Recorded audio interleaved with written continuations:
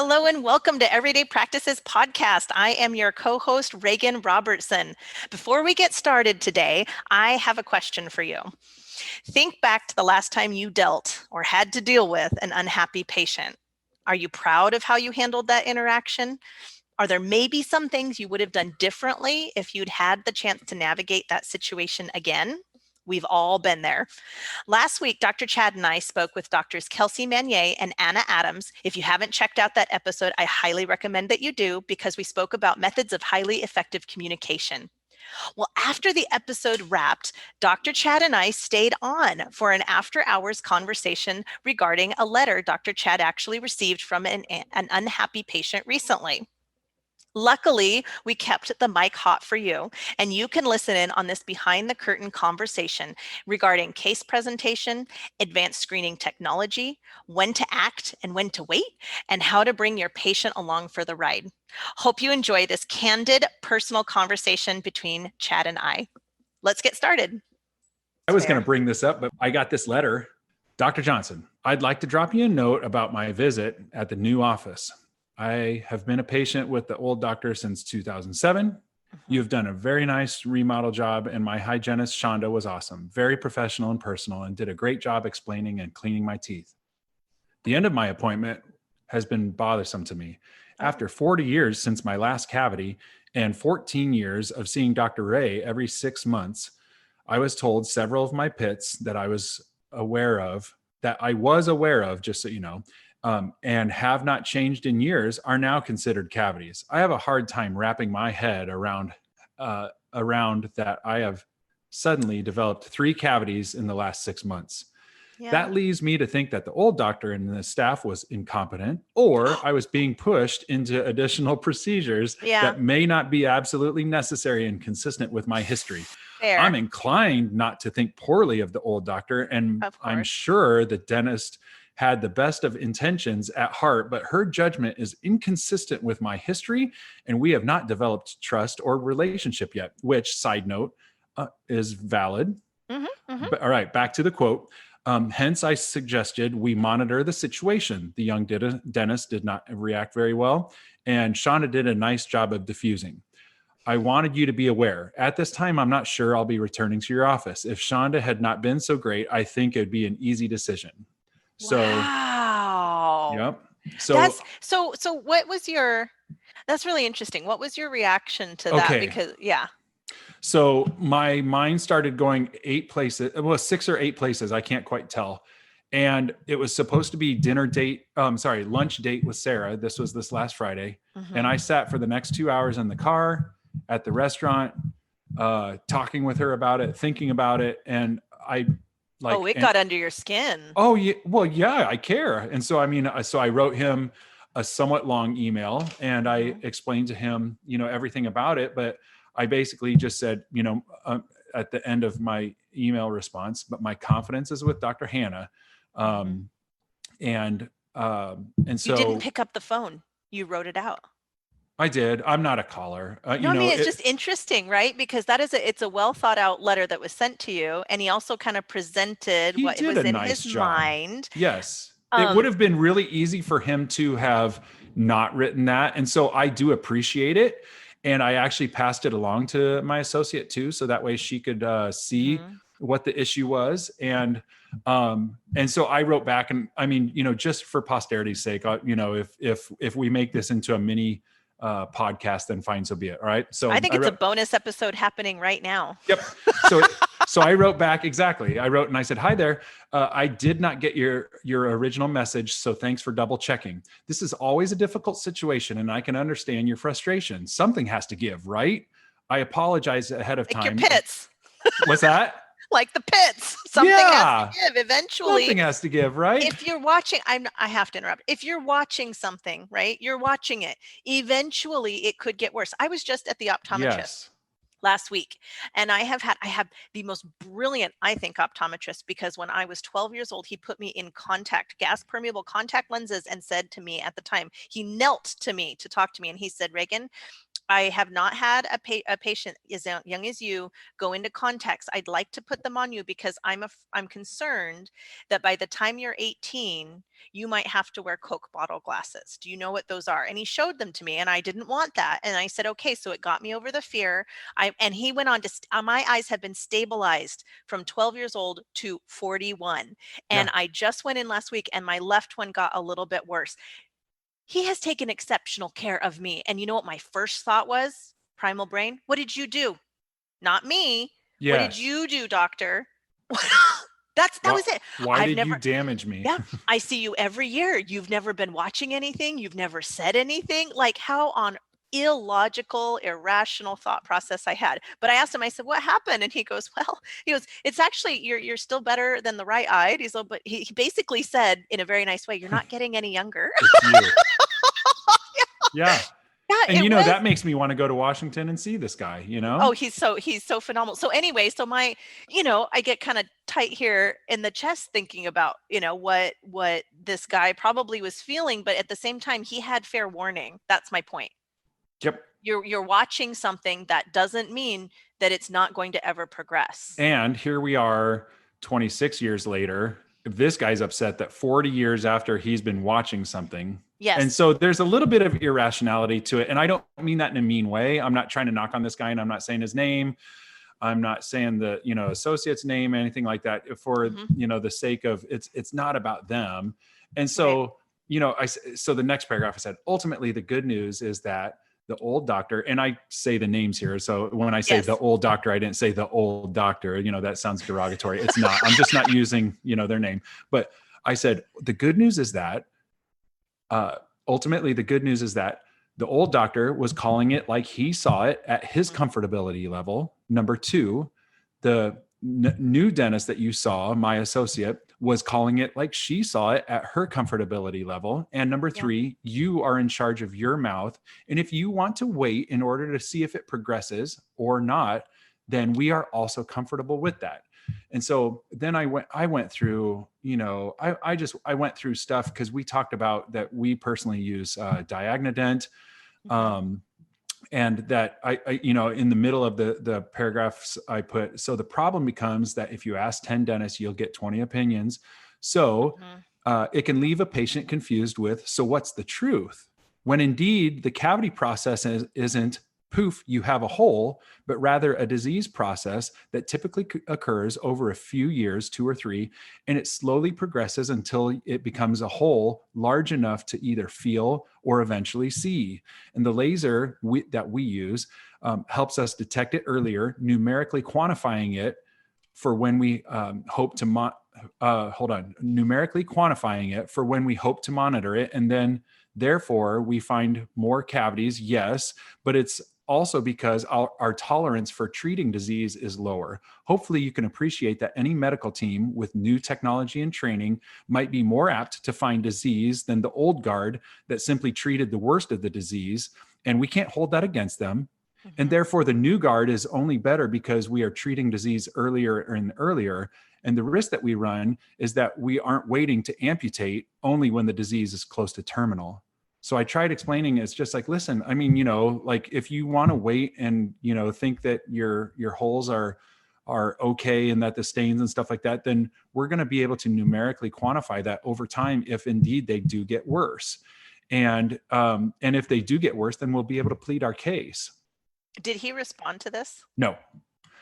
This is interesting. So I feel like you definitely... This is just Friday. I mean, just so you know, this is brand new. I'm extremely excited about turning this into a case study. One, it should be an article. So we should write up an article around it too. Sure. I'm really excited because my initial reaction, if I'd received that letter, would have been to immediately call the patient and talk to the patient.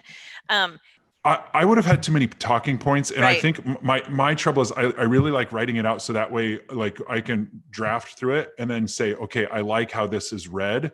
Because even after I had typed everything out, I went to the beginning and I said, I apologize for the long email, but I want you to know that I've thought this out in essence, And that wouldn't have come on the front end of a long conversation. I would have been like, listen, we use Diagnodent. Listen, the sensitivity and the specificity of using an Explorer versus the visual eye, and versus the Diagnodent, this and that. And there's different, he would have been like, dude, I don't know what to make of this. So right. But here's what I, as a patient listening in to it, you got me very excited because you wrapped it around being able to detect things earlier. You also did a really good job explaining that treatment is a bit of an art form, but the why it's a bit of an art form. And it's because when you're watching something, that tells me that you see something. So there's something to see, there's something Yes. to observe.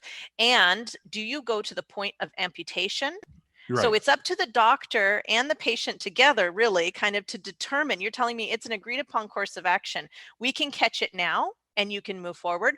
We can continue to watch it progress and continue to see the decay spread until what point? So, is our agreed upon course of action, we're going to just let it continue to decay until it becomes painful. Right. And then you feel like it's obstructing your daily life. Is that where you need to go? Right. I myself would be the person that says, as soon as you see anything, let's go forward and fix it, because I don't want to deal with that. I Right. definitely don't want it to progress. And in patient education, understanding that dis-ease in the body, when you've got those types of things going on, that causes inflammation. Inflammation hurts your heart, hurts the rest of your body. So I feel like I got that from your email. Yeah. And, I think as well, if people are Diagnodent fans and they've got their magical number, if they use that number, and if you said, oh my goodness, there's stain and it read a 10 out of 100, let's fix it. And I Right. would be prone to saying, okay, Reagan, check it out. I normally don't treat these until this magic number, and yours is a third of that. I'm confident that this is not an issue yet. It could be Yeah. another 20 years before we need to fix it. So let's actually not. But his numbers were way above the threshold of what we use. Okay. Yeah. And so I blind copied my associate into this email so she could Nice. see, because this is a tough, basically what I'm doing is I'm holding a mirror up, or whatever the word is for it. I'm showing an ugly book, because it's not a pretty princess book where it's like, hey, this is a fairy tale story. It's like, no, this is an ugly story about how a patient was dissatisfied. And some of it might be his fault, but let's also look, is it some of it our fault? And Yeah. fault, I'm not really looking to aim blame at anyone, but like the trouble is, as an owner, when I started right away, like I took all the heat. My associates, now that I'm still the owner and the point guy, I take the heat for some of the associate stuff. But they then, having been shielded from that, they don't sometimes understand where it's just like, shoot, like if we don't do stuff right, I'll get a call from someone saying, hey, they canceled my appointment. So when I told my associate about this, she felt horrible. She said, I'm so sorry you got this email. And I explained to him about the cavities. And he basically said, no, we're going to watch them, which surprised me. And I didn't know how to respond. And I'm sure that might have come off poorly to the patient. Thankfully, Shonda rescued. Do you think I should, apologize, or what should I do? And I feel really bad. I got flustered and stuff like that. And I wrote and I said, hey, listen, I've got your back. And I said, I was fair with him in the email, but at the same time, I wanted to copy you in so that we could reassess it. What could we have done better or differently? And I also can't say to him, well, maybe it's your bias against young female dentists, or I can't say, hey, maybe, but judging the previous interview that we just did, that, yes, it that does is, happen. it kind of fits the demographic of that, It does, that, and that it's lack worth of mentioning, trust. but not to this patient. But I think we need to recognize what's going on. And I said he also has a bias that his mouth is perfect, and he has a bias that his previous dentist that he chose was perfect. And so I said the problem is we can't say that to him. So here's just 6 points of what I came up with for a rhetorical self-analysis of the situation. Okay, number 1, did you build rapport with him first? Number 2, link? yeah, did we link? Did we match mirror? All that. Question 2, did we explain Diagnodent? If you're an office that used Diagnodent, did we explain what was going on with it? A lot of times I like saying, hey, here's the deal. I've got this laser that's like a radar gun. If you're into nerdy science, it measures the bacterial fluorescence within the tooth. That's and right. then it reads me back the differential. So that number I can record over time. And if it's just a stain, I know that it's just a stain because the number's low. And if it's higher than my threshold number, and I won't get into the weeds, whatever your number is, but let's just say mine's 30. If it's 30 and above, then I'm going to call it, that it's speeding. I've got this radar gun and you're speeding. If it's going 1 over the speed limit, I'm probably not going to pull it over. But if I find that it's going a few over or 10 over or 50 over, I'm pulling it over. No, that's a great metaphor. Easy, Yeah. easy. Yep. I know exactly what you're talking about now. Yep. So let's see what these numbers say. Oh, here's a 20. Perfect. We're letting it off the hook. It's going under the speed limit. 15. Perfect. All of a sudden we have a 55. It's like, ooh, and that's 25 over the speed limit. This isn't just like, maybe we can retest it. Now, it's Chadwick ultimately, and it's his up to you. F-150 down the country roads. That's Chad going F-150 down the country roads over. That's not 5 over. So next question that I asked, did you put photos up on the screen for the patient to see? Question 4, remember, when someone hesitates or you doubt that they're on board, let them go for a while with the watches. Who cares? I said, so you get a bigger cavity and we told you about it and you chose to wait. So if it's a cavity, it'll get worse. This is so beautiful. This is beautiful. I love it. I'm not a dentist. Well, keep in mind exactly what I thought though. I would have been like, well, why didn't she say, hey, we're watching these. I would think these are pretty bad, but let's just, you can watch them if you want. I would do it. I mean, it's really it's easy to say, right? Because I have to match their level. Because here's the deal. They're adults and they want to do what they want to do. Exactly. So I'm trying to find an art to win the long battle. And what's really cool is, so this is a new office to us. We bought it from the older dentist and he's now retired, within the last month or two. And so when we go in there, a lot of people are going to, be like, cool, I like the new stuff. I like what you're doing. If the old doctor trusted you, I trust you. And they actually literally say that out loud. Then you're going to have the few that say, you know what? I just don't know about this. I think I want to wait. And you know what? The worst thing for me to say is, you're going to die if you wait, or something like that, like as though it's going to be the end of the world that they, but I just want them to come back. And then if it indeed is so bad as what I'm saying, it's going to get worse. And I should be able to tell the patient, oh my goodness, that number was a 55 last time. It's an 80 this time. That's horrible. Yeah. We need to fix this. Look on the screen. Look at that picture. Look how bad that's getting. Does that not concern you? And if it doesn't concern them, I just go, all right, but I'm like, at this point, last time I was concerned, this time I'm really concerned. Now let's say it's a 31 on the Diagnodent and the next time it's a 32. It would be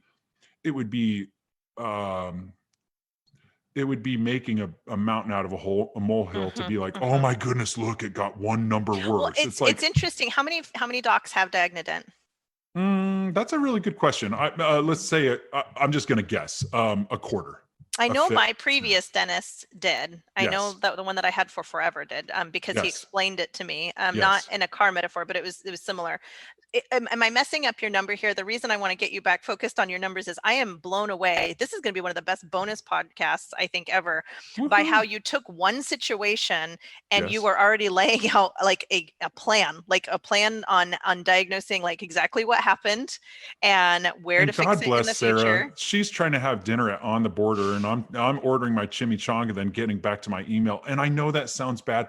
I was just I don't know if upset's the right word. I was very motivated to make sure to thoroughly respond to him, and everything that was coming to mind. I seriously felt like I had 6 or 8 things. And honestly, I think I had 8 paragraphs when it was done writing up. 1, 2, 3, 4, 5, 6, 7. Yeah. With a closer. So I had like seven, paragraphs and a closer, and every idea I was like, no, I can't let that go. I've got to, and I probably would have remembered it later, but I was just like, I was hot on it.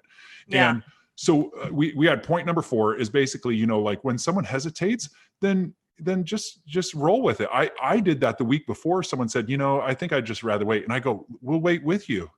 And hold on. But Dr. Paul Homily brings that up where it's just like, we'll wait with you. And I, a lot of times will joke around. I'll say, hey, here's the deal. If it gets that bad, you know where to find us. Right. Right. If not, we'll see you back in 6 months. And if it does get that worse, then I'll plead my case and I'll show you. And if it's convincing enough, I think you'll be sold. And if not, then we'll keep waiting with you. And what it takes the pressure off is I'm now the guide. I'm trying to be their sage wisdom, Yeah. but at the same, I'm not bad guy versus the good guy, or I'm the Right. bearer of bad news. I'm simply just trying to advise them as I call it. And I explained to this patient before we get to point 5 and 6 is I explained to him, I said, this is like an umpire that's called in on the 6th inning halfway. Yeah. And then the team that it was being called in favor for says, well, why aren't you umping like the last guy? And it's like, well, there's a possibility, number one, that he wasn't calling it right. Or Mhm. there's a possibility that I'm not calling it right. Or maybe there's a little bit of gray area where it's not right versus wrong. It's this, it's a lot more difficult than what you're thinking it is. It's not just Right. in the strike zone, out of the strike zone. It's like, well, but you've seen umpires, like, they calibrate, but at the same time, like, do they calibrate within millimeters or a half an inch? Or why Yes. only millimeters? Why Yes. not, micrometers? I mean, how much Well, do now wait. umpires have to? That is the engineer in you coming out, and that's what's really interesting. And I think that in and of itself, we should write an article for you, because it is you said to me one time, I think it was about holding one of those really bright lights, like it must have been like a setting light. Yeah, transilluminator. Maybe. Trans- Either If I get a that or the dog, curing light. that's what I'm going to name it. Transilluminator. So if More than meets the eye. you were saying, you were telling me this story, and you were like, well, I mean, it says count to 5. Well, do I just count to 5 and stop? Do I hold on 5? Yeah, the curing, there we go. So do I hold for 5? And it was like the minutia that your brain goes through. It was quite fascinating, because that's not how my brain never works. My brain works within a margin of error.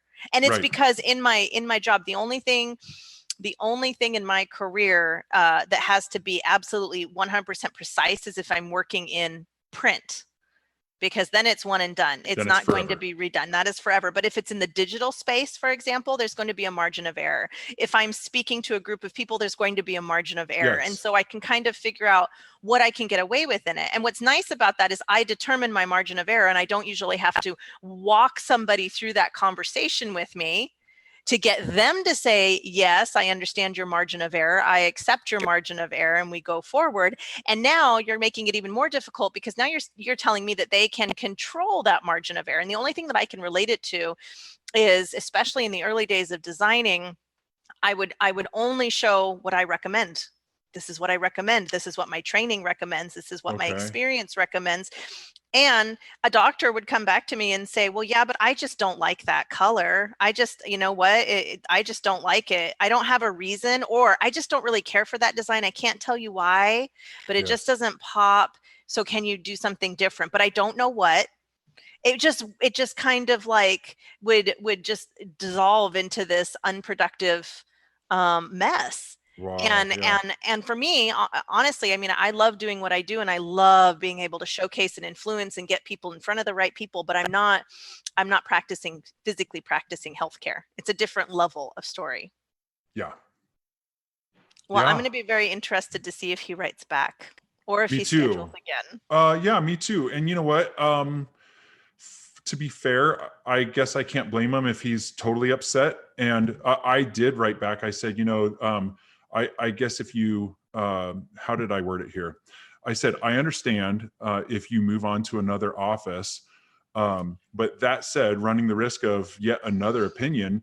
But remember that how you treat any condition when presented to you, it's up to you. Like basically you're in charge of your own mouth. Right. It's okay. Even if you get a 3rd opinion or a 5th opinion and stuff like that.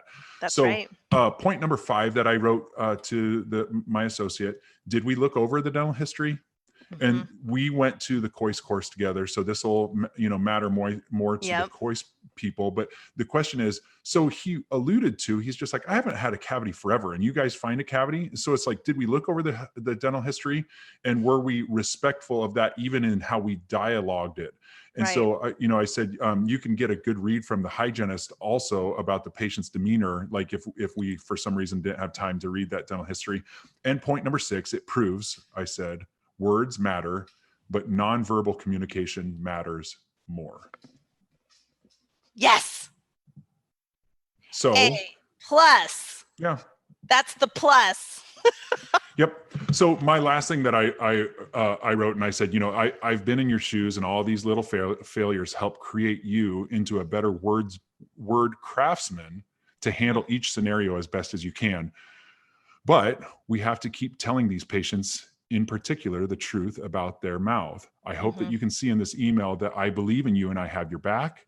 If he does stick around and you see him again, find a nice way to state that you're in charge and will continue to watch these. But I'm concerned about these readings being this way and that they've got worse because of this and that, and explain those kind of things. In the last 18 months, it's got that way.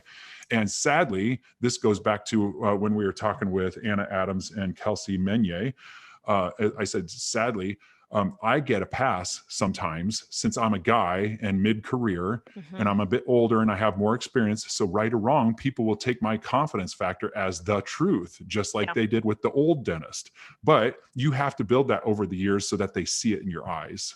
Yep. And so that was my response to her, to just say, listen, this isn't, why did you do this? And we'll talk about this. It's just like, no, I more or less kind of want it to hurt just a smidge so that way you can learn from it and let's do this constructively. That's all it was.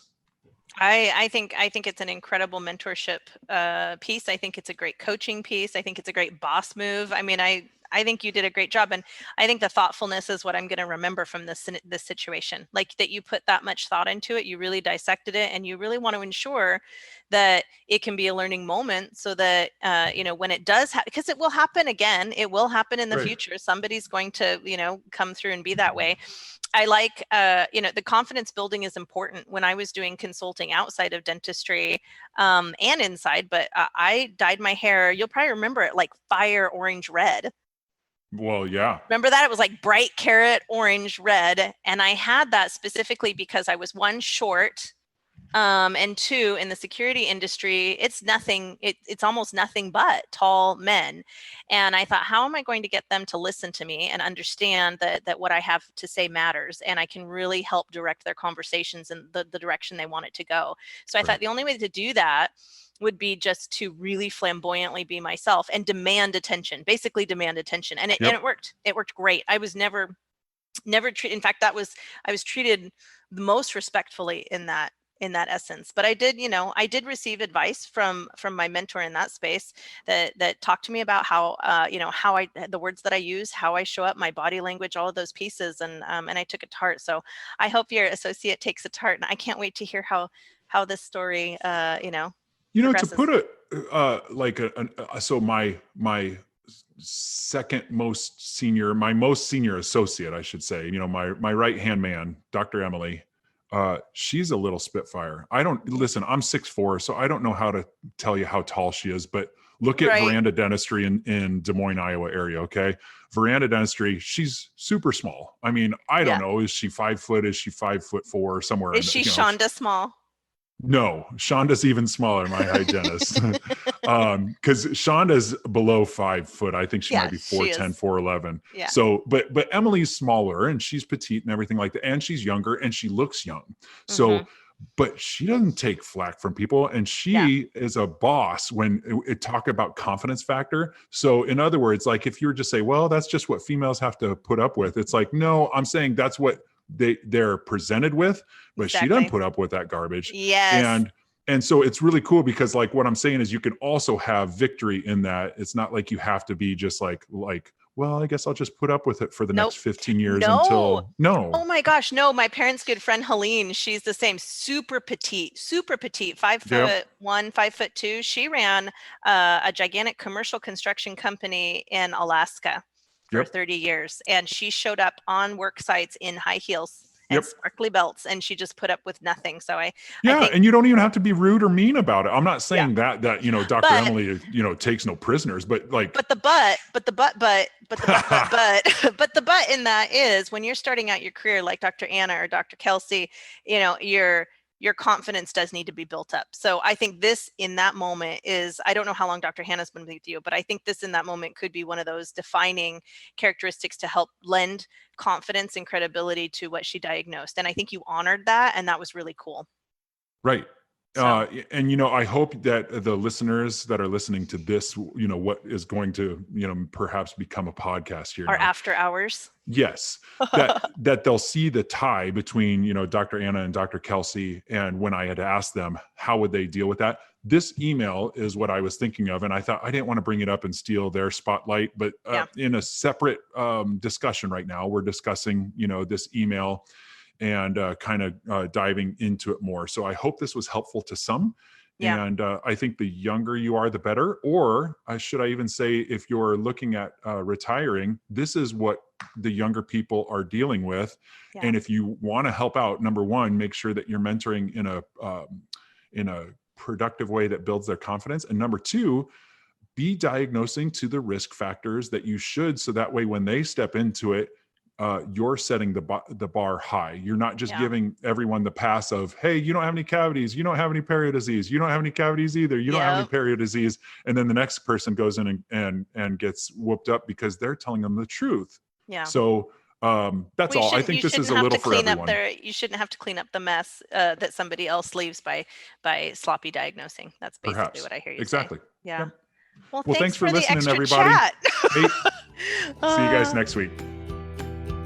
Bring your lunch or take us to the gym again next week to improve your everyday practices. Also, subscribe on iTunes, follow us on social media, and sign up for our email list. Now get out there and win with everyday practices.